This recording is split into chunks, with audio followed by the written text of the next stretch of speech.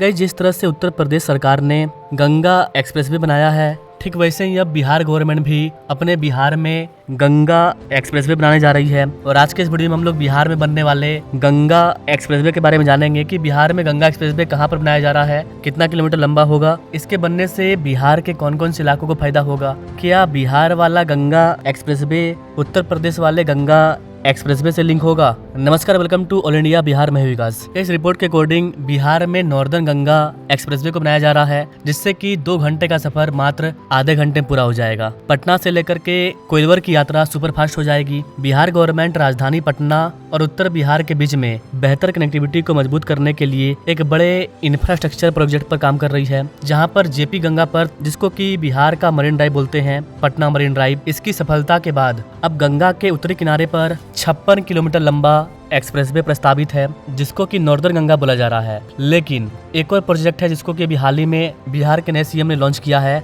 उन सब को मिला करके एक लंबा चौड़ा गंगा एक्सप्रेसवे तैयार होगा। इसके बारे में बात करेंगे तो उत्तरी गंगा के किनारे 56 किलोमीटर लंबा एक्सप्रेसवे बनेगा, जिसको कि नॉर्दर्न गंगा एक्सप्रेसवे बोला जा रहा है। यह प्रोजेक्ट बिदुपुर से शुरू होकर के सारण जिले के दिघवारा तक जाएगा। इसे न केवल नॉर्दर्न गंगा एक्सप्रेसवे बोला जा रहा है, बल्कि इसे बिहार का दूसरा मरीन ड्राइव भी बोला जा रहा है। जिस तरह से मुंबई मरीन ड्राइव है, ठीक वैसे ही पटना का मरीन ड्राइव और ये जो नॉर्दर्न गंगा एक्सप्रेसवे है, ये भी एज ए मरीन ड्राइव काम करेगा। यह प्रस्तावित एक्सप्रेसवे मौजूदा जेपी गंगा पथ से लगभग 3 गुना लंबा होगा। अभी जो पटना में जेपी गंगा पथ बनाया गया है, जिसकी वर्तमान लंबाई करीब 20.5 किलोमीटर लंबी है, उससे ये 3 गुना लंबा होगा। इस वाले परियोजना के पूरा हो जाने के बाद पटना से लेकर के कोइलवर तक की यात्रा, इसके बीच में काफी कमी आ जाएगी। अभी जहाँ इस वाली यात्रा को पूरा करने में 1.5 से 2 घंटे का टाइम लग जाता है, फ्यूचर में जब ये पथ बन जाएगा तो इसके बन जाने के बाद आप इस वाले डिस्टेंस को मात्र 30 मिनट के अंदर पूरा कर पाएंगे। इस वाले एक्सप्रेसवे को पब्लिक प्राइवेट पार्टनरशिप के तौर पर बनाया जाएगा।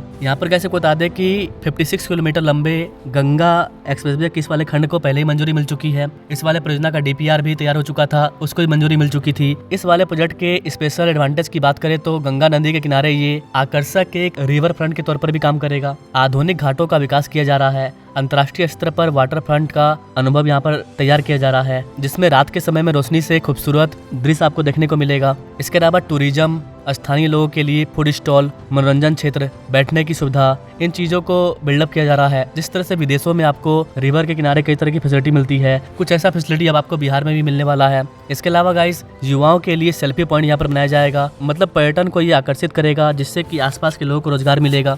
इस वाले एक्सप्रेसवे के बनने से उत्तर और दक्षिण बिहार के बीच में व्यापारिक संपर्क भी मजबूत होगा। साथ ही शहर में यातायात की जाम की जो समस्या है, उसमें भी कमी आएगी, तो पर्यटन को भी बढ़ावा मिलेगा, पर्यावरण भी सुरक्षित रहेगा। यह प्रोजेक्ट राज्य की प्रमुख और आइकॉनिक बुनियादी ढांचा योजनाओं में से एक है। इसके बन जाने से यात्रा समय के साथ साथ ईंधन की भी बचत होगी। नॉर्दर्न गंगा एक्सप्रेसवे के अलावा एक और इम्पोर्टेंट प्रोजेक्ट है, जिसको कि बिहार के न्यू सीएम ने 19,000 करोड़ रुपए की लागत से बनाने का ऐलान किया है। ये जो गंगा एक्सप्रेसवे होगा, इसकी लंबाई 125 किलोमीटर होने वाली है और मात्र 125 किलोमीटर के रूट को बनाने में 19,000 करोड़ रुपए खर्च होगा। इतना ज्यादा पैसा इसलिए खर्च हो रहा है क्योंकि ये न केवल एक एक्सप्रेसवे होगा, बल्कि ये गंगा के किनारे एक रिवर फ्रंट के तौर पर भी काम करेगा। एक टाइप से आप कह सकते हैं कि ये 125 किलोमीटर लंबा मरीन ड्राइव होगा। यही कारण है कि उत्तर प्रदेश में करीब करीब 600 किलोमीटर लंबा गंगा एक्सप्रेसवे बना है और बिहार में जो गंगा एक्सप्रेसवे बन रहा है, इसकी लंबाई मात्र 125 किलोमीटर होने वाली है। लेकिन इसका कॉस्ट उत्तर प्रदेश के गंगा एक्सप्रेसवे के कॉस्ट से आधा है,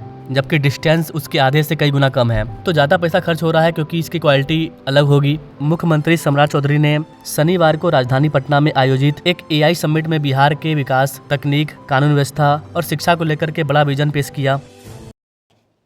लोग कहते हैं बिहार पीछे छूट गया, अर्थव्यवस्था हो, सामाजिक संरचना हो, यह हमारे नौजवान यहां से पलायन कर रहे हैं। इस पूरे चीजों पर चर्चा हमको करनी है सच। और एआई ऐसा सेंटर है, समिट जो आज आप लोगों ने रखा, इसके लिए मैं सबसे पहले आपको धन्यवाद देता हूं। और आगे भी आईटी डिपार्टमेंट आगे भी इसी तरह के समिट को लगातार करते रहेगा, जब तक हम एआई के स्तर पर खड़ा नहीं होंगे।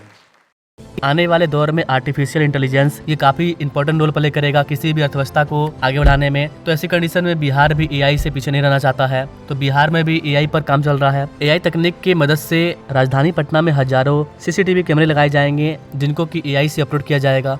बिहार में एआई की काफ़ी ज़्यादा ज़रूरत है। बिहार के अंदर कई सारे ब्रिज वगैरह गिरते रहते हैं, कई तरह के एक्सीडेंट है जो बिहार में होते हैं, लेकिन एआई की मदद से ये सारी चीज़ें पहले ही पोर्टल में शो हो जाएगी जिससे कि उनमें पहले ही एक्शन लिया जा सकेगा। तो इसी क्रम में पटना मरीन ड्राइव जिसकी लंबाई 21 किलोमीटर है करीब वो तो ओपन हो चुका है। उसी के साथ साथ पटना मरीन ड्राइव के तर्ज पर ही 125 किलोमीटर लंबा गंगा एक्सप्रेसवे बनाया जाएगा जिस पर कि 19,000 करोड़ रुपया खर्च आएगा। बिहार में IT hub, data centre, power sector in सब में बड़े लेवल पर निवेश आ रहा है।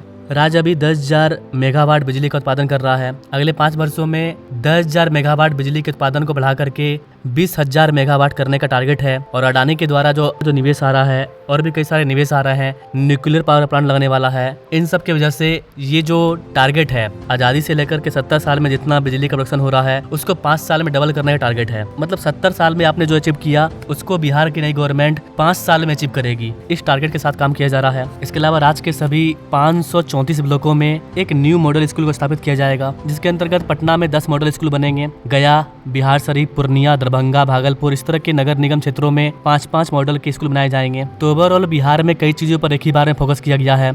बिहार में स्पेशल फिजिक्स, मैथमेटिक्स और आर्किटेक्चर का स्पेशल यूनिवर्सिटी को भी स्थापित किया जाएगा जिससे कि लोगों को बाहर नहीं जाना पड़ेगा। इसके अलावा नई तकनीक, नई सोच इन चीज़ों पर काफ़ी ज़्यादा फोकस किया जाएगा। एआई के माध्यम से बिहार को बदलने का प्रयास किया जा रहा है। तो एक तरफ उत्तर प्रदेश का गंगा एक्सप्रेसवे जो कि बनकर के तैयार हो चुका है उसका भी विस्तार किया जा रहा है। उसका विस्तार होगा पटना तक और पटना में बन गया Patna marine drive. Patna marine drive आपका जुड़ जाएगा ये जो नया 125 किलोमीटर लंबा एक्सप्रेसवे होगा उससे। इस प्रकार बिहार से दिल्ली जाना और भी ज़्यादा इजी हो जाएगा गंगा एक्सप्रेसवे की मदद से, क्योंकि उत्तर प्रदेश करीब 1000 किलोमीटर तक गंगा एक्सप्रेसवे का विस्तार कर रही है। वहीं बिहार गवर्नमेंट अलग से गंगा एक्सप्रेसवे को बना रही है जो कि पटना से लिंक होगा। इस प्रकार फ्यूचर में दोनों गंगा एक्सप्रेसवे सीधे एक लाइन में जुड़ जाएंगे जिससे कि बिहार से यूपी, दिल्ली जाना और भी ज़्यादा इजी हो जाएगा।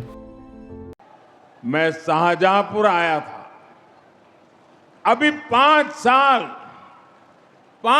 से भी कम समय हुआ है और आप देखिए देश के सबसे बड़े एक्सप्रेसवेज में शुमार यूपी का सबसे लंबा ग्रीन कॉरिडोर एक्सप्रेसवे ये 5 साल के भीतर बनकर तैयार हो गया है।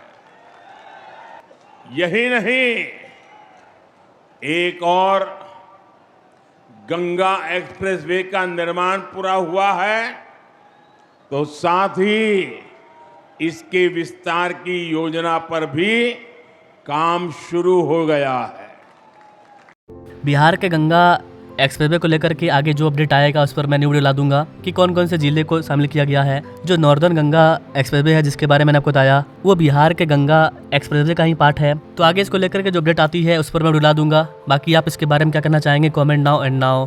Thanks for watching. मिलते हैं अपने लोग वीडियो में एक और नई जानकारी के साथ। तब तक के लिए जय हिंद।